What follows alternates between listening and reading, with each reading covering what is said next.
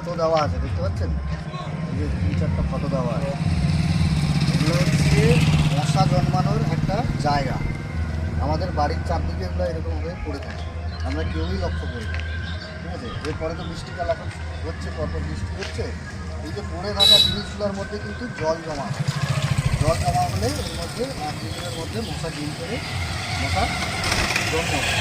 আর ওই মশাগুলো ঘরের মধ্যেই ঢুকবে, যেহেতু ঘরের চারদিকে পড়ে আছে এগুলো, ঘরে ঢোকা মানেই ঘরের লোককে কামড়াবে, কামড়ালে ডেঙ্গু ম্যালেরিয়া টাইপের জ্বর হতে পারে।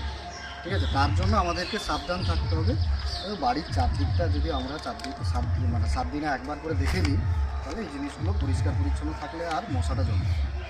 ঠিক আছে, সুস্থ থাকবেন, বাড়ির লোক সুস্থ থাকবে।